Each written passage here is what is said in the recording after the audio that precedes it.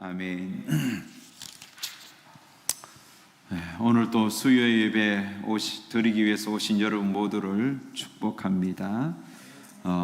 수요 예배가 주일 예배 못지않게 참 우리 신앙에 큰 자리를 차지하고 있습니다. 또 저녁에 드리는 유일한 예배죠. 예전에는 주일 저녁에 예배를 드렸습니다. 저녁에 또 드리는 예배 가운데 임하는 은혜가 또 남다름을 제가 수요 예배 때마다 느끼고 있습니다. 그리고 일주일에 이렇게 중간에 위치한 수요일 날 또 예배를 한번 제대로 드리고, 그러면 우리의 신앙이 점점 이렇게 단단한 신앙으로 가게 되는 느낌을 받습니다. 그런 의미에서 이 시간 예배 드리는 여러분 모두에게 하나님의 또 은혜와 또 여러분의 신앙이 다시 한 번 더 단단해지고 또 업그레이드 되는 그런 축복된 시간이 되시기를 축원합니다. 고넬료라는 사람이 사도행전 10장에 나옵니다. 고넬료는 로마 이달리아 부대라는 군대의 백부장입니다. 이달리아는 이 로마 군대라는 뜻입니다. 군대에는 여러 1중대, 2중대 이런 것처럼 그런 하나의 부대 이름인 것이죠. 근데 이 이달리아 이 부대의 한 백부장이라는 중대장 정도 되는 계급인데 한 100명의 군사들이 있습니다. 그런데 이 이달리아 부대의 백부장인 이 고넬료가 가이사라의 파송을 받았습니다. 가이사라는 것은 이스라엘의 서쪽 해안 따라 쭉 올라가면 욥바보다도 더 북쪽에 올라가면 지금으로 보면 이 지중해 해변길을 쭉 그 이스라엘 그 왼쪽 서해안 도로로 쭉 올라가다 보면 시리아 가는 그 길목에 있는 도시입니다. 근데 가이사라는 아주 번창한 도시였는데 이 도시 자체가 로마 가이사 황제에게 바치기 위하여 조성한 그런 신도시 이런 개념입니다. 우리나라도 분당 또 일산 예전에 신도시가 개발되고 지금은 다산 신도시 그렇잖아요. 그러니까 이 계획된 그런 지역이니까 그것도 로마 황제에게 바치는 그런 지역이었으니까 얼마나 잘 지었겠습니까?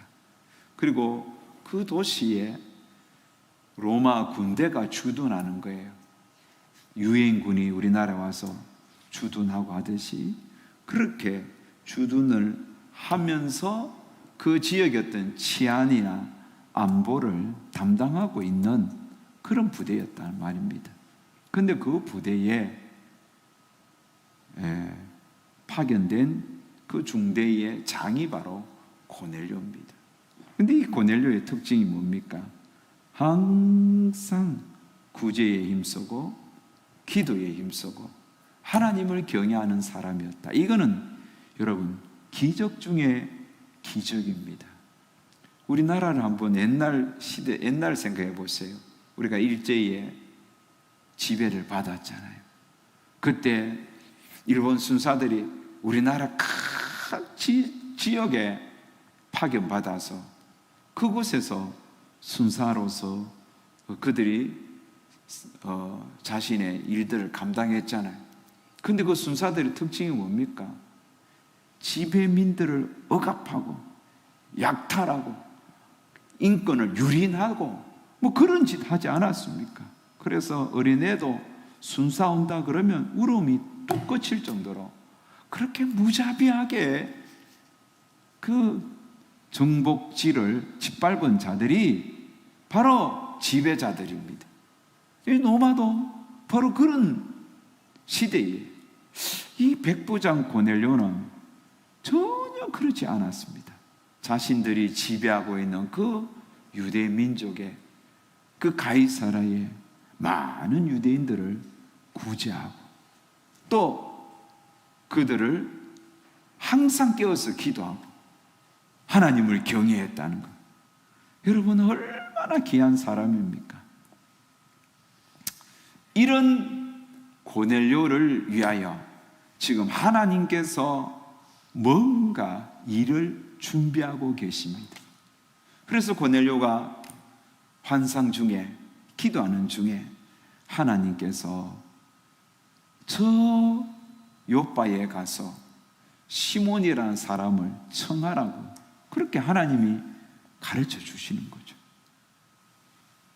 그것도 제 9시, 9시, 오후 3시쯤 이 고넬료가 기도하기 위하여 하나님 앞에 나아갔을 때 하나님의 사자가 고넬료에게 이런 특별한 주문을, 특별한 어떤 해야 할 일들을 주신 것입니다.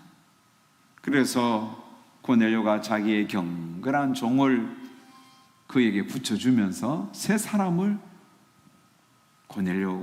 고넬료가 베드로에게 사람을 보내는 것입니다. 자, 그런데 다음 날이었습니다. 지금 고넬료가 보낸 사람은 이 요바까지 베드로를 찾아오는 그 와중에 거의 베드로를 다 찾아왔을 때가 이제 다음 날 제6시였다. 제6시 같으면 몇 시죠? 정오 난 12시쯤 되었습니다. 그때 베드로는 하나님 앞에 또 베드로도 하나님의 사람이지 않습니까? 그래서 베드로가 지붕에 올라가서 기도하기 위하여 지붕에 올라가는 겁니다. 아마 그 정오에 기도하는 시간이 자기가 하나님 앞에 기도하기 위하여 정한 시간이지 않습니까? 유대인들은 하루에 5번 기도하지 않습니까? 12시에 기도하는 시간이 정말 그 제6시에 기도하는 시간이지만 시간이 시간인지라 얼마나 여러분 배가 고픕니까? 제가 오늘 할머니들 예배를 인도하고 예배가 항상 11시 한 35분쯤 끝납니다. 11시에 예배가 시작되면 11시 10분, 11시에 11시 10분 사이에 예배가 시작되면 11시 35분에 예배를 마칩니다. 그렇게 찬송 한 3곡 부르고 설교하고 기도하고 어찌됐든 그 시간까지 내가 우리 어르신들 모시고 예배를 인도해야 되잖아요. 그리고 30분 딱 끝나고 정리하고 식사를 딱 하면 한 11시 45분쯤 식사하면 12시 전에 밥이 다 끝나요. 그 참 희한해요. 그런 데 가서 밥 먹으면 밥은 맛있는데 배가 일찍 꺼지더라고. 그게 참 그런 특징이 있더라고. 그 요양원이라든지 뭐 학교, 군대 이렇게 단체로 이렇게 밥을 주는 데서 밥 먹으면 금방 배가 꺼지는 거예요. 그래서 오늘 이래저래 와서 교회 한 4시 반쯤 되니까 배가 고픈 거예요. 그래서 내가 오늘 밥을 어디서 먹지 생각하니까 우리 교회에 밥이 있다는 생각이 탁 들어서 식당에 가보니까 5시 한 반쯤 되면 밥을 먹는 타이밍이더라고요. 그래서 제가 사무실에 앉아서 오늘 설교할 것을 묵상하고 준비하면서 그래 참 말씀을 보는데 배가 살살살 고픈 거예요. 베드로가 기도하기 위해서 지붕에 올라갔는데 12시쯤 되었으니까 시장기가 돌았다 이 말입니다. 그런데 그렇게 시작하던 찰나에 황홀한 중에 환상이 보이는 거예요. 환상이 쫙 보이는데 하늘에서 보자기가 내려오는데 그 보자기에 각종 짐승들이 그 안에 있는 거예요. 즉 여기 보니까 4발 가진 짐승, 기는 거, 공중에 나른 것들이 가득 찬 거예요. 그러니까 4발 가진 짐승 뭐가 있습니까? 응? 소도 있고 돼지도 있고 염소도 있고 양도 있고 또 기는 거 뱀도 있을 거고 막 진해도 있을 거고 막 뱀장어도 있을 거고 자주 이게 뭐 실제가 아니라 환상 중이니까 그리고 또 하늘을 나는 새들까지 있는 거예요.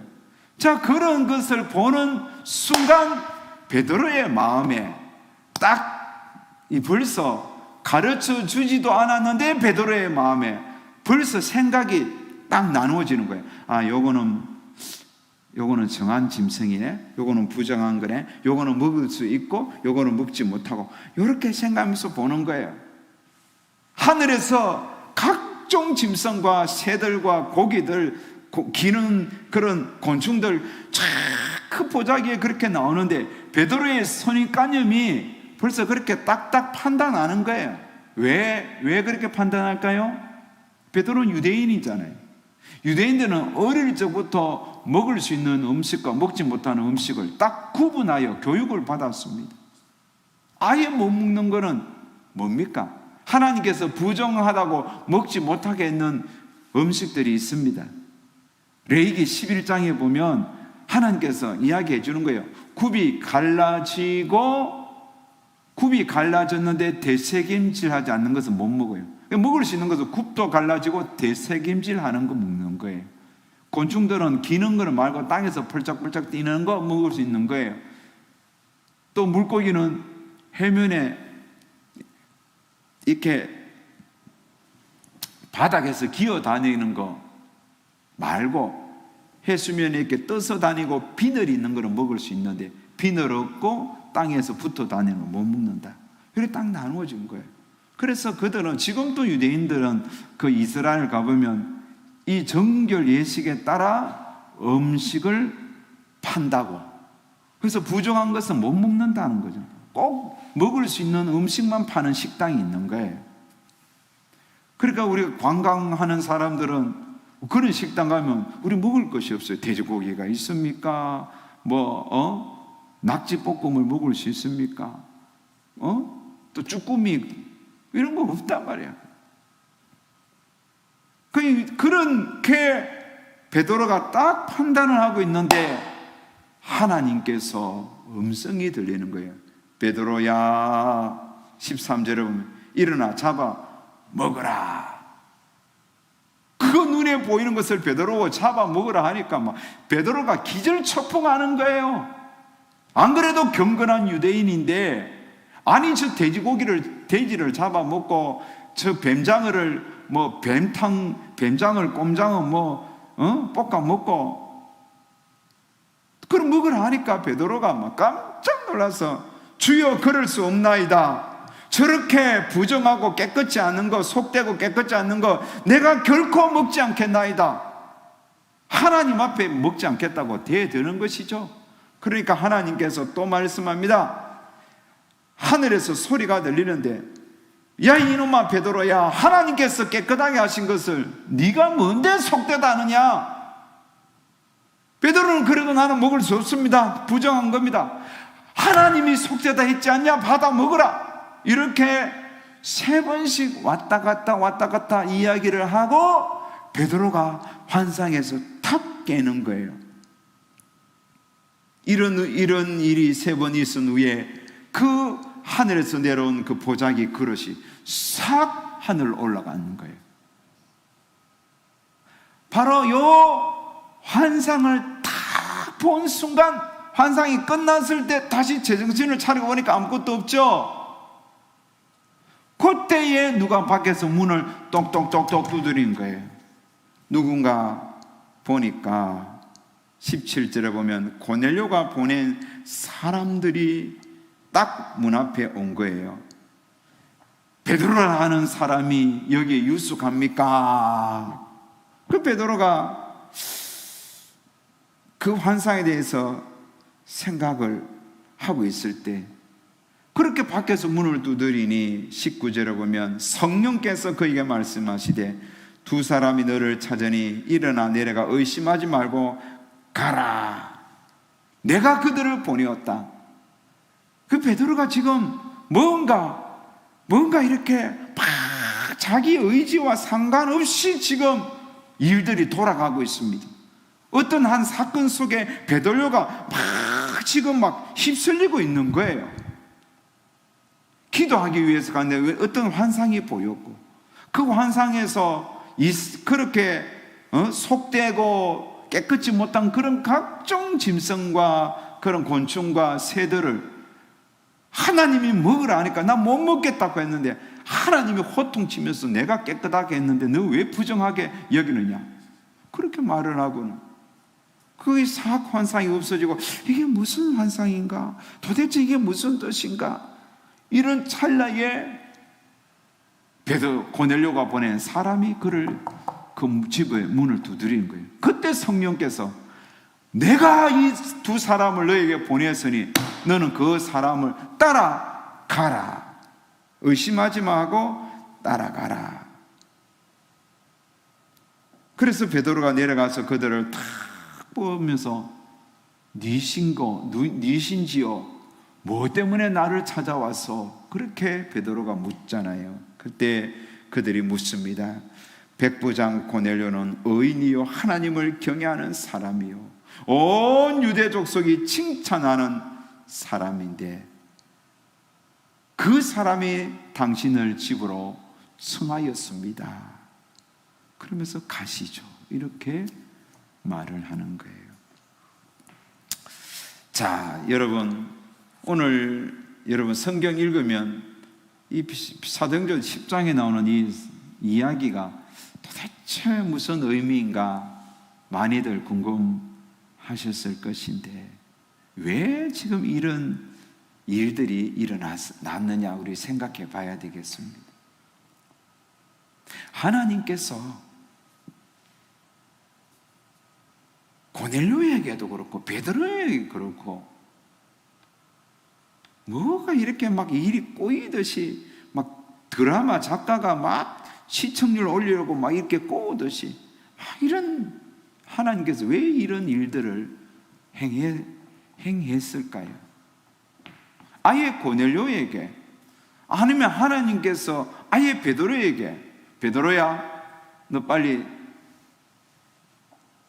가이사라로 가서 그 백부장 고넬료를 찾아가라, 이렇게 딱 명령하든지, 아니면 고넬료에게 고넬료야 너 빨리 저기 시몬 집에 가봐라, 안 그러면 베드로에게도 나타나고 고넬료에게도 나타나서 자 둘 다 일어서라, 너는 내려가고 너는 올라오고 딱 올라와서 어느 지점에 둘이 딱 만나라, 직접적으로 막 이렇게 해버리든지. 근데 하나님께서는 여기도 환상 보여주고 여기도 환상 보여주고 사람을 보내고 무슨 환상 중에 뭔가 고민할 때 딱 만나게 하고. 여러분, 성령께서 지금 이 베드로와 고넬료의 만남의 사건을 통하여 아주 중요한, 사도행전에서 아주 중요한 그런 메시지를 던지고 있는 겁니다. 그게 뭐냐면 베드로에게 앞으로 복음이 뭔지를 가르쳐 주려고 하는 거예요, 베드로에게. 그리고 두 번째로는 고넬료에게는 이방 선교의 아주 중요한 그런 하나님의 도구로 서시려고 하는 거예요. 도대체 그러면 베드로에게 하나님께서 가르쳐 주고자 하는 복음이 뭐냐는 거예요. 복음이라는 것은 유대인들이 가지고 있는 그 모든 편견을 깨어 부수라는 겁니다. 유대인이 가지고 있는 그 모든 편견들, 유대인들은 여러분 얼마나 아주 자국민 이기주의가 강한지 여러분 아셔야 됩니다. 유대인들은 여러분 자기들이 세계의 중심이라 생각하고 자기들만 하나님의 선택한 백성이라 그러고 자기들만 거룩하다고 나머지는 다 속되다고 그런 거예요. 그러니 베드로도 그런 사상이 있는 거예요. 자기는 거룩하고 다른 모든 이방인들은 다 부정하다는 거예요. 지금 하나님께서 정한 거, 부족한 거, 유대인이 갖고 있는 이거는 먹을 수 있는 음식이다, 이것은 먹을 수 없는 음식이다, 이렇게 구분하는 유대인의 의식을 지금 깨어 부수는 거예요. 복음이 바로 그거다는 거예요. 너희들만 하나님의 선택받은 백성이 아니라는 거예요. 너희들이 생각하는 이방인들, 이들은 속되고 지옥의 불수시개라가 지옥의 불수시개 정도만 생각하는 그런 어떤 편협된 신앙들, 편협된 사고들, 그거 잘못됐다는 거예요. 하나님께서는 이제는 너희들만 선택한 것이 아니라 이방인들도 선택하고 이방인들도 거룩하게 했고 이 이방인들도 깨끗하게 했다는 거죠. 이제 베드로는 이방인에게 복음을 전해야 할 그런 도구로 써야 된다.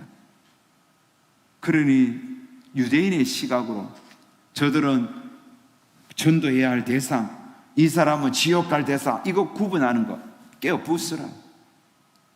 복음은 그런 게 아니라는 거예요. 복음은 누구에게나 복음을 예수 생명이 필요하고 예수 생명을 전해야 하는 거예요. 복음을 전해야 할 유대의 이 베드로가 그런 어떤 유대인적인 사고방식, 선민 사상에 빠져 있으면 어떻게 복음을 전하겠습니까? 그래서 하나님께서 지금 베드로에게 그것을 제일 먼저 깨어 부수면서 이방인인 고넬료 집에 보내서 그 고넬료와 그 고넬료의 부하와 고넬료의 가족에게 그들은 지금 이방이단 말입니다. 유대인의 입장에서는 이들은 구원받지 못할 지옥에 가야 할 백성으로 딱 여기고 있는 베드로에게 제일 먼저 그들에게 복음 전하라 이거예요. 그들도 하나님이 거룩하게 선택한 백성이라는 거예요. 그래서 베드로가 갖고 있는 그런 어떤 유대적인 이기주의, 그 자기들만 하나님 백성이라고 생각하는 그 잘못된 마음을 하나님이 부숴버리는 거예요. 여러분, 오늘 이 말씀을 통하여 우리가 참 우리도 생각을 잘 해야 됩니다. 복음은 여러분 모든 편견과 선입견을 다 부숴버리는 거예요. 그런데 우리도 모르게 사람을 외모로 판단합니다. 사람을 외모로 판단해서 저 사람은 교회 다닐 사람, 이 사람은 다니지 않을 사람, 이렇게 우리도 모르게 나누고 구분하는 그런 현상이 있습니다. 이 교회에 예수님을 믿는다 하지만은 우리도 모르게 고정관념이 있단 말입니다. 선입견이 우리 속에 있다는 것입니다. 이게 실제적으로 어떤 교회에서 일어난 일인데, 언덕에 교회가 있고 그 옆에 무당집이 있었습니다. 그 교회 다니는 사람들은 교회 옆에 무당집이 있으니까 얼마나 그게 신경이 쓰이겠습니까? 그래서 교인들은 맨날 그 무당집을 저주한 겁니다. 망하라, 망하라, 망하라, 망하라, 망하라, 망하라, 사탄아 물러가라 이러면서 교회 옆에 있으니까 교인들이 왔다 갔다 하면서 그렇게 기도를 한 거예요. 그 기도가 효과가 있었는지 무당집이 망했습니다. 그 무당집이 문을 닫았던 거예요. 이 점괘가 진짜 무당이었는지 누가 진짜인지 모르겠지만 좌우지간 점괘가 안 나왔는지는 몰라도 그 무당집이 망했는데 더 큰 문제가 뭐냐면 그 무당이 예수 믿어서 문을 닫았다는 거예요. 점괘가 나와서 문 닫은 게 아니고 예수 믿으면서 자연스럽게 무당집이 문 닫았어요. 근데 바로 옆에 교회는 온 게 아니고 딴 교회 간 거예요. 딴 교회. 그리고는 그 무당이 예수 믿고는 자기가 옛날에 무당집 옆에 그 교회를 찾아와서 교인들하고 목사님한테 따졌대요. 아니 그렇게 가까이 옆에 있는데 어찌 돼 이 교인들은 한 번도 나한테 예수 믿으라고 전도한 사람이 없다고, 왜 나를 전도 안 했냐고. 딴 사람이 나한테 와서 전도해서 내가 예수 믿고 이 무당집 줬고 나 지금 새 사람 되었는데 이 교인들은 왜 나한테 전도하지 않았냐고. 여러분, 이 이야기가 실제적으로 있었던 일인데 이게 무엇을 이야기해 줍니까? 무당은 사탄이다. 무당은 망해야 할 집안이다. 저 무당은 우리의 저주를 받을 대상이다. 이렇게 우리가 생각한다는 거예요. 나도 모르게 고정관념으로 선입견을 가지고. 그게 아니잖아요. 저 영혼도 복음을 전해서 주님을 알게 해야 할, 정말 주님을 믿어야 할 불쌍한 존재다. 그렇게 여기고 그들에게 복음을 전해야 할 그런 어떤 영혼을 향한 긍휼한 마음을 가져야 되는 거예요. 알게 모르게 우리 기독교인들도 이런 어떤 편견과 편가르기, 선입관 이런 것들이 참 많이 있다는 걸 느끼게 됩니다. 복음은 여러분 대상자가 구분되지 않습니다. 모두에게 복음이 유효합니다. 모두에게 복음이 유효한 거예요. 참 놀라운 일이 뭔가 하면 참 기독교가 복음이 세계 도처의 모든 나라에 복음이 지금 들어가 있고 언어와 민족과 열방, 나라 다 다른데도 함께 하나님을 찬양하며 예배 드리는 때에 하나가 되는 이런 복음의 능력을 세계 도처에서 발견합니다. 가끔씩 선교지에 가보면 여러분 정말 가난하게 살죠. 막 문화 수준도 많이 떨어지고 또 교육 수준도 떨어지고. 그런데 그들이 함께 그들과 더불어 찬양하고 예배 드릴 때 보면 똑같은 거예요. 우리와 다를 게 하나도 없는 거예요. 얼마나 열정적으로, 얼마나 순수하게 주님을 믿고 찬양하는지.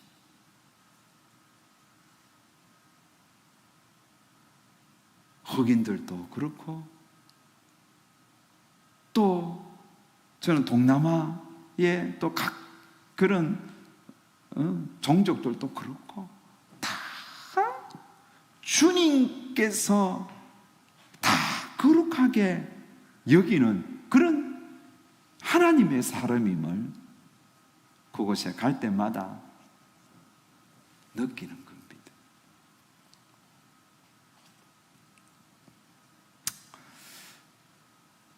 제 전에도 한번 말씀드렸던 그 이디오피아 선교사님, 제 동기 목사가 지금 코로나 때문에 들어가지도 못하고 여기 광진구 초이 성수동 쪽에 그렇게 사는데, 그 내가 이디오피아다 그러니까 참 목사가 이디오피아 그러면 복음에 대해서 궁금해야 되는데 커피에 대해서 내가 궁금한 거예요. 그래서 내가 목사님, 그 이디오피아 커피가 그래 좋습니까? 하니까 목사님, 그들이 산에서 체리를 따서 내추럴식으로 말려서 그 자리에서 탁 찌어서 커피 내려주는데 기가 막히다는 거예요. 하나도 안 쓰대요. 그렇게 진한데도. 참 막 그 커피가 먹고 싶은데 자기가 이제 성도들 신방을 하면 하루에 한 10집씩 이렇게 신방하는데 집집마다 커피를 준다는 거예요. 커피. 그것도 직접 빻아서 내려서 그것도 되게 진한 거예요. 에스프레소처럼. 그 집집마다 주는데 한 집에서 기본이 석잔인 거예요. 그래서 커피를 계속 먹다 보니까 어느 날 혈변이 나온 거예요. 위가 구멍이 났다는 거예요. 그렇게 커피를 매일 한 15잔씩 기본적으로 마시니까 위가 빵꾸가 난 거예요.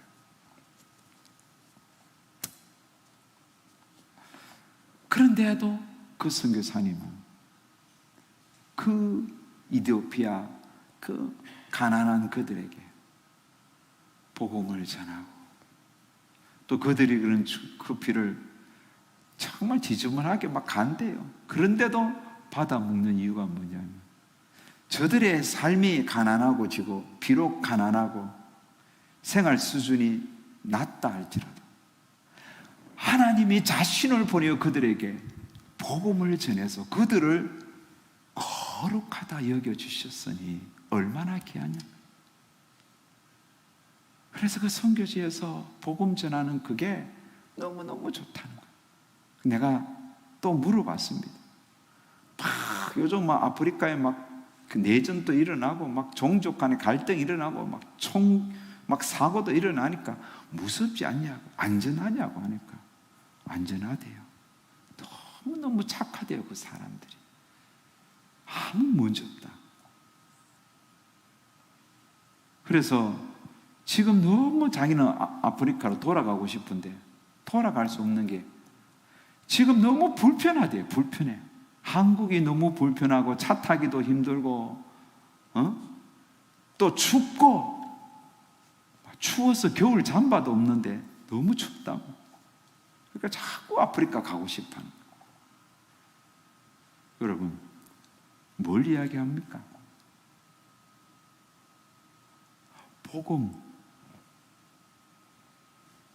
복음에는 종족을 구분하지 않습니다.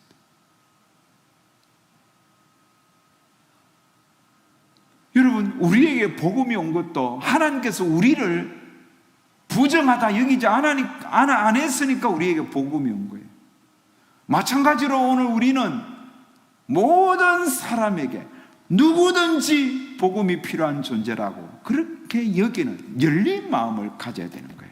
베드로에게 하나님은 바로 그것을 요구하는 거예요. 그래서 베드로에 가지고 있는 그 집요한 유대 선민 사상을 깨뜨려 버리고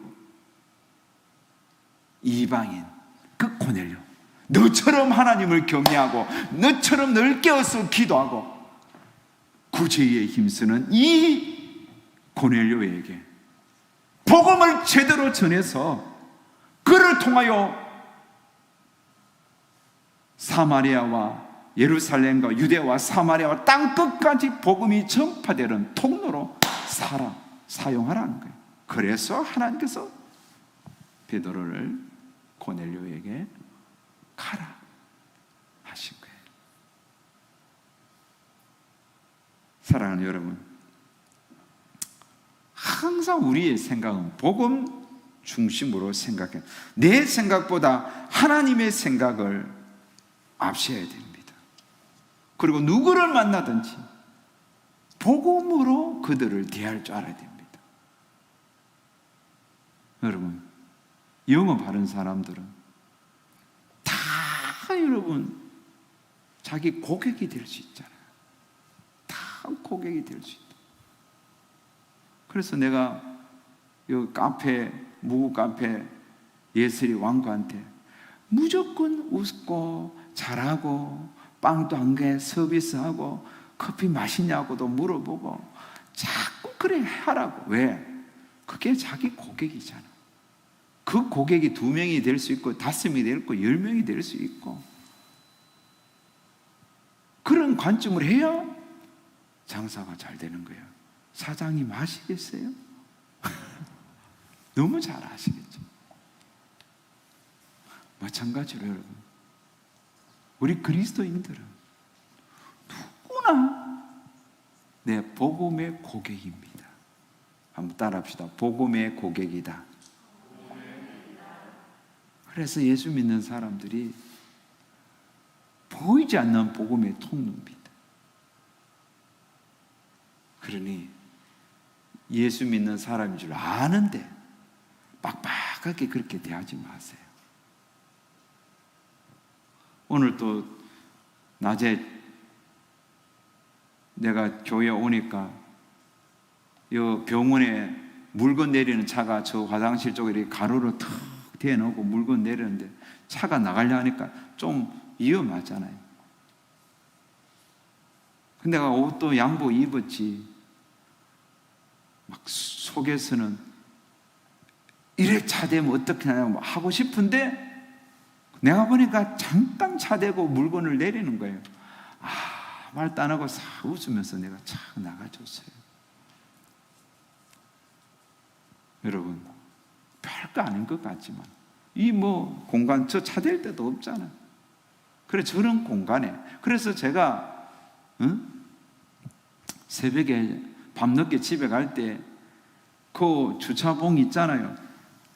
도로 선에 탁 놓는 게 아니라 이만큼 떼어가 내가 놓는 거 봤어요, 여러분?